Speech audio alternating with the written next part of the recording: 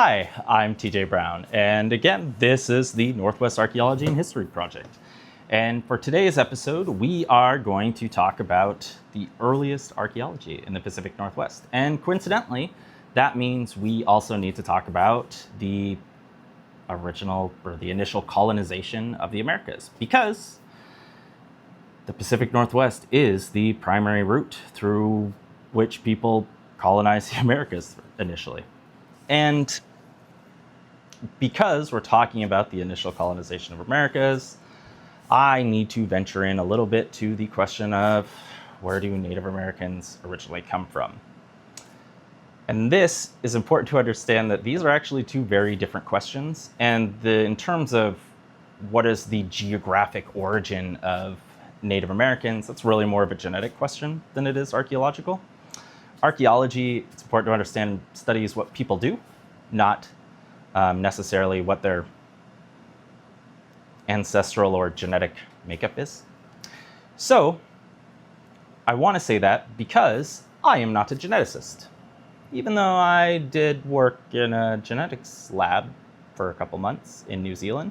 But the point of that story is that I learned, and so did the people I worked with, that I should not be a geneticist. Yeah, way too much patience and fine pipetting and blooping things in solution. Anyway, with that being said, I hope to interpret for you and present to you an accurate, if perhaps a geneticist would consider imprecise, interpretation and summary of known genetic data. Let's start with, what is the origin of Native Americans? And that's a weird question because, well, actually, I'll get into that later or probably in a different episode. But all Native American populations are descended from a population that split off from an original kind of core population in the Ural Mountains, Siberia area. The population that split off from that one migrated east along northern Asia there into Kamchatka and across a Bering Land Bridge into Alaska. We have known this picture since the 80s and early 90s. And I know this because I have this wonderful book, which is incredibly out of date, but actually still a really cool read, called The History and Geography of Human Genes. And this was published in '94 based upon studies they did in the 80s. And they showed that Native Americans are all from Siberia and the Ural Mountain area. And other people had said that before, but they were the first kind of using a molecular approach. But the point remains, since the 80s, this has been unquestioned. Native Americans are from that area. And what geneticists have done subsequent to that is refine a picture not so much of where Native American populations originated from, but how much that population that split off from that original core population intermarried and reproduced with other populations as they moved east.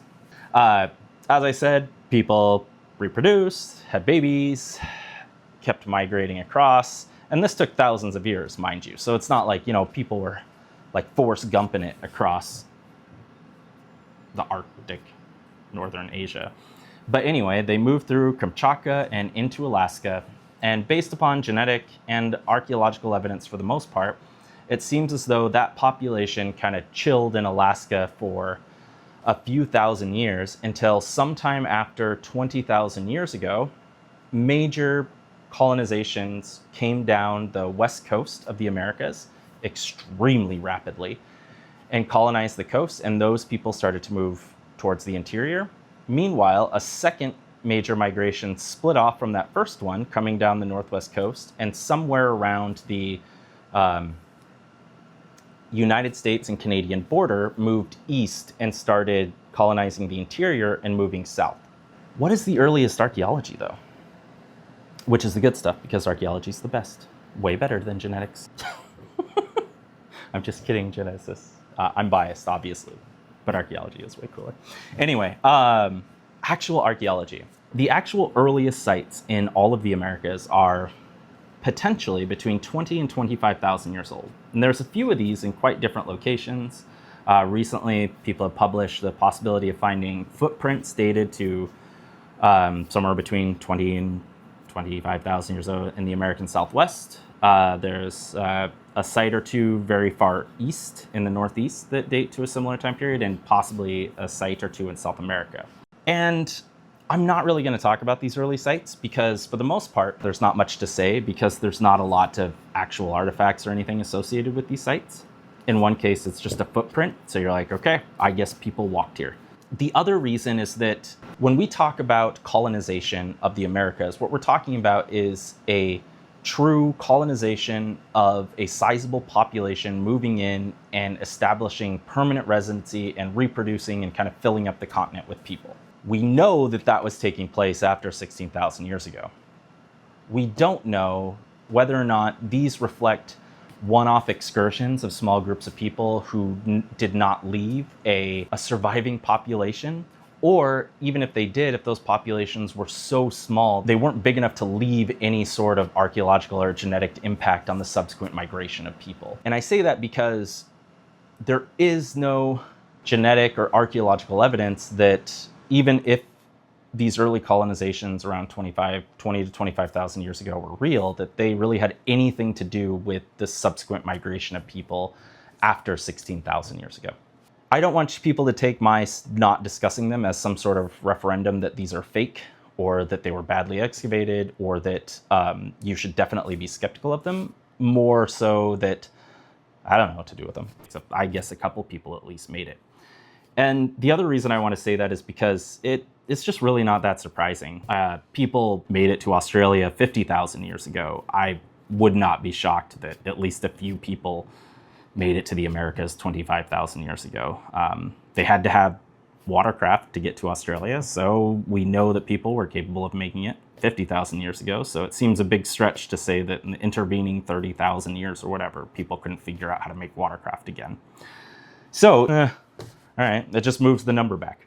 And that's okay, because it's good to learn more. So the earliest archaeology, like the firm, well-dated archaeology in the Pacific Northwest, is found at a site called Cooper's Ferry in the state of Idaho. Recent publications, I think 2023 by Professor Dr. Davis at Oregon State University, showed that we can securely identify occupations at this site with 16,000 years ago.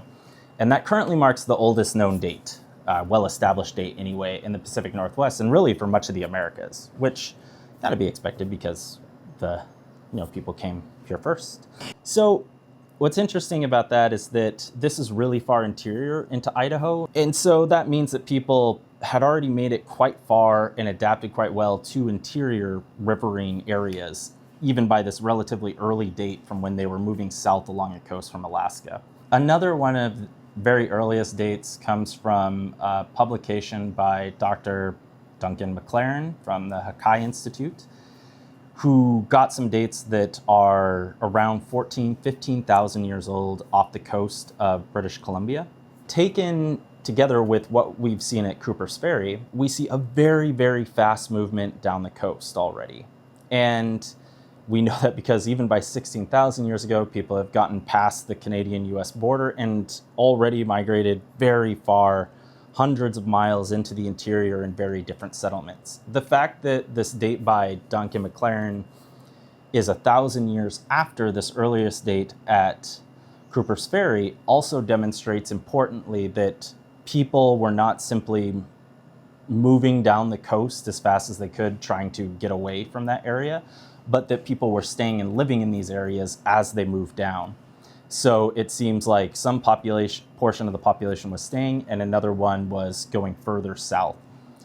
And this is important because it shows us what kind of the mentality that people were having at this early colonization stage.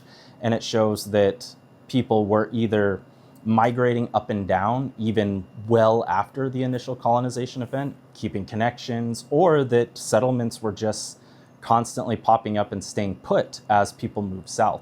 And these can have different implications for understanding what were initial colonization sizes, or why do we see kind of some changes or developments at different at different rates in different areas. This also implies relatively sophisticated boating technology.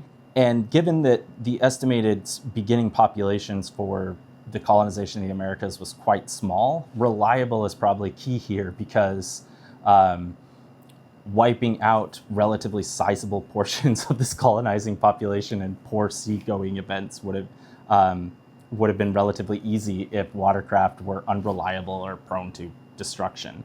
Much less how fast people made it from one end of the continent to the other, so fast that the earliest dates in South America are almost indistinguishable from the earliest dates in the Northwest. With that being said, what else we know about this based upon the very meager assemblages that we do have at some of these sites is that the technology is very geared towards being very reliable and adaptable. So people's toolkits were very geared towards having kind of think of like a multi-tool or like a Leatherman. It may not be the best at any one thing, but it does a lot of stuff in a pinch, and you always have it on you. And this really meets the expectations of what we would have for people moving very frequently and very far distances and moving into landscapes that they had not been before. These are tools that they're not meant for performance, as in like optimizing a particular task. They are really emphasizing the multi-purpose tool so you can carry the least amount with you that can do the most stuff. Now, 1,000 years later, when the earliest dates from the site in Paisley Caves, Oregon appear, which is about 14,500 years ago, I'll have a table up of all the sites and things we talked about at some point. We start to see people had settled at the edge of a lake in this central part of Oregon. Occupations at Paisley Caves are sporadic, and they show kind of short stays at a time. People aren't staying there for very long, and they're coming back to this rock shelter every once in a while to hunt, and the primary things they appear to be hunting are relatively large animals like extinct species of camels, horses, sheep. And what's really interesting about this is not so much the animals themselves. The analysis of the bones and tools at Paisley Caves during this very early component shows that all these animals were being extremely macerated, meaning that they were being smushed down and the bones were being broken, probably using tools very similar to this, which I know doesn't seem much of a tool because it's a rock with battering on one end. Battering meaning like literally it's just been smashed. But to be fair, this rock smashes good, so you didn't really need to do much to it. But yes, you smash the bone to extract marrow, and a lot of times this was also done to help it leach out, so you boil it in water or something like that, make soup, and extract all the nutrients from it. And this is really interesting because that's a very intensive extraction of food and resources from the animal. I don't think it's crazy to suggest the hypothesis that these early populations within the first couple thousand years were much more focused on hunting larger things and putting a lot of emphasis on extracting as much calories and nutrients as possible from those kills, compared to what we see both later within the Pacific Northwest and when compared to cultures in other parts of the Americas. But again, that's pretty much all I can say, because that's all the sites we have. So that really changes after about 13,500 to 13,000 years ago, when, relatively speaking, a big boon in known sites occurs, and not just in the Pacific Northwest, but across much of the Americas, all along the coast, interior, everywhere in the Pacific Northwest, and I'm going to stop saying the rest of the Americas, but yes, bunches of sites appear. And this is when, if you were growing up and read a textbook, even now some textbooks I still see say this, and I'm not sure why, but that's about 13,000 years ago is when the very famous, at this point, Clovis Culture and points began to appear across the Americas, which for a long time people said represented the earliest colonization event of the Americas, and now we know that's not true. And in fact, Clovis probably kind of appeared in the southeastern United States and spread north, as opposed to starting in the north and spreading south. But that's a different episode and topic, because this is about the Pacific Northwest. So at 13,000 years ago, what kind of stuff do we start to see? And this is kind of a period where it gets interesting, mostly because there's data, and data makes it interesting.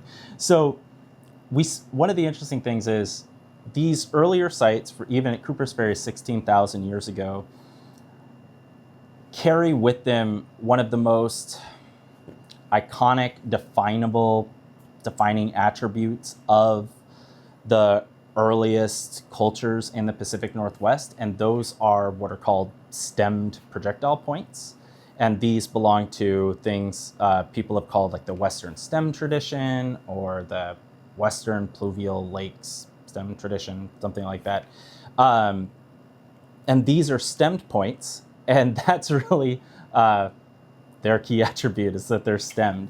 And the reason that got so much emphasis, especially early on in their discovery, when it was unclear that these are quite a bit older than Clovis materials, is that the Clovis points, which again thought to be for many years the oldest style of points representing the first peoples in the Americas, do not have stems at all. And so these represent two quite distinct technologies, and that brought a lot of interest to people. And so this construction of stemmed points throughout the Pacific Northwest, down even into California and to the Great Basin, kind of united people's grouping of all these guys as to kind of one coherent tradition of technology.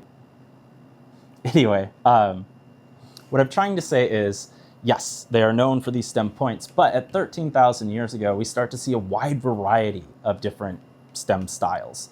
And these appear to kind of be locationally specific. So there's regional variability where people down in this part are making these kind of things, and people over here making these kind of things. But overall, there seems to be kind of recurring categories of basic form of these stem points at 13 to 12,000 years ago. And so this shows that people are kind of settling in and establishing more diverse and localized cultures and economies. And that's what allows these different kind of stylistic attributes to propagate and become relatively more abundant than others in different locations.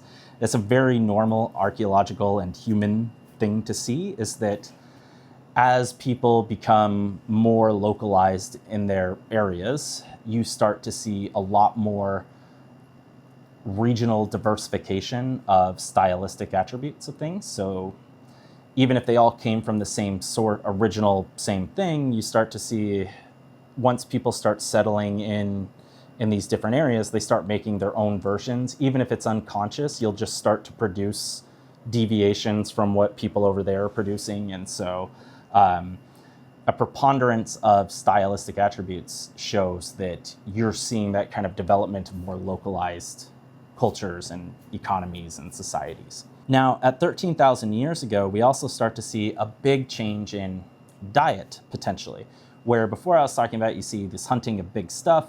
People are macerating those bones, trying to get all the delicious marrow out of it, extracting every nutrient possible. But after 13,000 years ago, you see a lot more diversification in what people are eating and their economies. So instead of focusing on big animals, partially because they were all gone at this point, in the Northwest anyway, but really kind of de-emphasizing big stuff and focusing on lots of small things and really big, diverse, broad diets and economies. When we see a diversification on these coastal areas, though, compared to the interior, you're seeing a lot of pretty sophisticated fishing going on in that diversification. Where in the interior, we're seeing, it's not that people weren't eating fish, but we see more evidence of plant foods and small or medium animals, rabbits, Regardless of location, though, whether on the coast, on the interior, north, south, what have you, all across the Pacific Northwest, one of the key attributes of cultures after 13,000 years ago is that we start to see this very anchored and patterned settlement system. And in a different episode, I would love to go over what archaeologists mean very specifically and technically by settlement system, but settlement system kind of just means what it implies, but it's how you position your settlements on the landscape through the year, basically. So are you like Clovis and Clovis-derived cultures to the east, which fit a much more, a closer to classically envisioned kind of nomadic hunter, where you're wandering around the landscape and killing things as you come across them? That's one kind of settlement system. And that tends to leave lots of very sporadic, short-term little sites, ephemeral, and these don't show any evidence that people were reoccupying the site at different times of the year or coming back and reoccupying the site. That's one kind of settlement system. What we see here is something that's much more anchored. So it seems like people kind of have a core living area, like domestic area, and that they're spending, a lot more time, so maybe weeks or even a couple months at a time at each location. And so you might see for picture that you have 6 homes, and every 2 months you live in a different home, which is located in a different place next to different kinds of resources you need to get. And so this creates a much more kind of patterned and predictable settlement system, where it also creates more of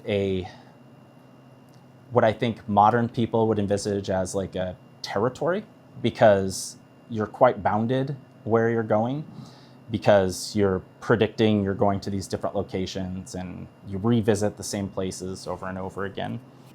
And this is really interesting because it shows even at a very early time, 13,000, 11,000 years ago, maybe even earlier once we get more data, we are seeing quite distinct settlement and economic and cultural patterns between peoples living over here in the Pacific Northwest and cultures east, either called Clovis or derived from Clovis-style cultures. And that's really fascinating because for the most part, I think for many years, the underlying assumption has been that early cultures in North America have been quite uniform in their adaptations and cultural attributes, that you have these big game hunters and it took thousands of years for anything to change. And then we kind of see this change at a pan North American level. But as we understand more and more, even though some of these analyses were done almost 40 years ago now, they really haven't picked up steam until more recently. But we're seeing these are really distinct, and there isn't simply one kind of adaptation or one kind of cultural attribute that can define early Native American societies, cultures, economies in North America. And I think that's fascinating. And it's a question that's been very little explored. So with that being said, we see even more of this kind of cultural elaboration and differentiation across the Pacific Northwest, and especially when you contrast with other parts of North America, like I said, Clovis-derived, which is kind of the main group of cultures elsewhere that is pronounced during this about 13,000 year period. And what we see in the Pacific Northwest is we start to see an elaboration of symbolic, perhaps ritual, spiritual goods as well. And these are, we see these in grave goods. For example, there's sites like the Buell burial in Idaho. A woman was buried with distinct burial gear, and quite clearly we have special projectile points and blades buried with her in quite symbolic fashion. And we also see similar trends at a very famous site in Washington near the Palouse River called the Marmas Rock Shelter. And this is now completely, like with many, many sites, unfortunately, that I've been talking about, are completely inundated because when dams were put in, they raised the water level and flooded many sites that I will talk about through these series, and a lot of sites talk about today. But Excavations at Marmis Rock Shelter showed that we see this very recurrent tradition of coming to this kind of central spot to bury the dead with pretty elaborate, relatively speaking, for the time anyway, blades and projectile points. And we know that some people were coming back to this exact same spot for thousands of years to repeatedly bury the dead. There's another site called Pilcher Creek, which is in northeast Oregon, and it is high up in the mountains in a small river valley. And here we find sites that probably date to around-ish 13,000 years ago, based upon the artifacts association with ash from a volcanic explosion that happened around 13,000 years ago. Here we see carvings out of soapstone, figurines, etc. And so taken all together between Buell, Marmis, and this Pilcher Creek, we see decorative beads, carvings, specially made points, etc. And so just after 13,000 years ago, a pretty big cultural explosion. And this is really reflected in what I said about Marmis Rock Shelter, because we see this one place which is dominated by a lot of burials. Clearly a lot of time was taken to move people here who had died, bury them in the same place. And the radiocarbon record of Marmis Rock Shelter compared to the radiocarbon record we have for the rest of this western stemmed, wind dust, what have you, it goes by a lot of names, tradition that we see throughout the Pacific Northwest and really in the southern interior where most of the record for this time period exists. It mirrors that record really well. So in other words, the pulses of settlement and stuff we see for the overall kind of southern interior Pacific Northwest is mirrored at one site, showing that it probably was a very key anchored point in a system of many groups of people who saw this as a key area to return to and probably very spiritually important position and role in the landscape and these people's cultures. We don't really understand what that is. There hasn't been enough work and no one's really looked into it very much. However, what is clear is that this symbolic elaboration, settlement pattern, and broad, diverse economic base of Western STEM tradition was remarkably successful in its basic form, lasting for thousands of years, which is something like 5 to 15 times the length of Clovis. But nothing lasts forever. And starting sometime around 11,500 years ago, we start to see big changes in settlement patterns and economies of Western STEM tradition that would culminate in almost its complete disappearance throughout the interior of the Pacific Northwest around 11,000 years ago. And overall, an end to the Western STEM way of life. Lee Lyman, who did an analysis of some of like the animal bones and stuff at various Western STEM sites that date between 13 and 11,000 years ago, show that we see a significant trend in people creating a more focal hunting economy, meaning that, well, early on in this kind of 13,000-ish range, we see very broad spectrum. People are not focusing on big animals. They're really focusing on mass capturing and a wide berth of different resources. As time goes on, by 11,000, where we see almost the complete disappearance of dated Western STEM sites in this southern interior, people are now really focusing on much larger game like deer, where that made a much less kind of emphasis in the diet earlier on, and in many ways reflects what I said for that earlier manifestation at that 16 to 14,000 years ago that we saw at Cooper's Ferry and Paisley Caves, where they're hunting larger animals and macerating that bone and getting all that marrow out and really intensively processing, trying to get every last calorie out. That's what we're seeing at 11,000 years ago. So what does this mean? We're seeing a huge decrease in number of sites across the whole area, a changing in the economy to focus kind of more on larger animals instead of this broad spectrum kind of economy and diet I was talking about.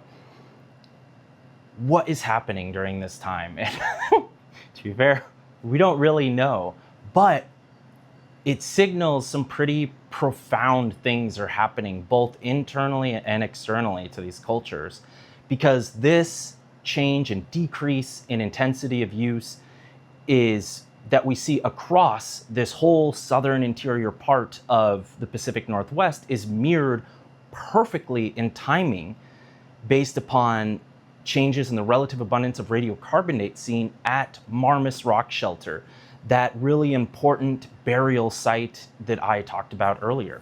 And at Marmas, we see an almost complete cessation of burials during this time. And this has to be understood as a really big deal because for thousands of years, people had been constantly going back to this place, burying their dead with goods. This was clearly an immensely important spiritual, religious, social place on the landscape that people went through great effort to go back to over and over again and to transport loved ones and the dead so they could be buried in this very important place. So when we see that this stops being used, or at least used nearly as intensively and as a burial site at the same time that we're seeing all these other changes, that shows that people are not only undergoing an adaptational change where it's not a taste where you're like, oh, we hunt bigger animals now, we're changing our settlement system a little bit. These kind of things where people no longer are going back to these really important areas like Marmas Rock Shelter signal that something really critical was transforming in their lives, and that something really profound stopped people from going back here and burying the dead. And that shouldn't be understated. We don't know exactly what that is. In fact, outside of myself and some of my colleagues, I'm not sure how much. I don't think really anyone else has mentioned it outside of our publication in 2019. And so this is really, and even then I didn't really do much except mention it. So, this is cool. It should probably be studied a little bit more. So I don't want to give myself too much credit. Something happens in this intervening period between 11,000 and 10,000 years ago, because for the most part, like I said, these Western stem sites are gone in this previous core area where we have so many sites. And when people come back, at least in mass, they're carrying with them a fundamentally different kind of toolkit and technological pattern and style. And that is the cascade point, is sort of the defining stylistic characteristic of this subsequent culture. And the big difference between a cascade point and a Western stem point is that cascade points are much more clearly focused on being projectile points and used for hunting, and less so like the Western stem points, which were really geared towards a lot of generalized use. So they may have been fired from a projectile and then used as a knife and then used as a scraper, etc. But with that being said, discussing that is an entirely different episode because there's a lot to talk about and we've already gone on long enough. Now, I hope you found this interesting, and I really hope that this is kind of, what do you want to say? Tickled your fancy? I don't know. Anyway, I hope that you found this interesting and that in subsequent episodes, I will be going into much more detail about some of the more localized conditions of this and a lot more detail into the exact data that we found at, more regionally specific levels. So this time period on the North Coast versus the South Coast versus, et cetera, et cetera. But in terms of giving you a sense of a good understanding about what archaeologists know about this very earliest colonization effort and lifestyle of people for the first few thousand years after this initial colonization, this should give you a pretty good idea of that. So as always, like and subscribe, and we hope you keep coming back. And like I said before, we promise to always keep getting better and better. Hopefully never worse. Yeah. But anyway, thank you very much, and please leave a comment if you have any specific requests for what the next video should be. We're pretty flexible, so have a great day.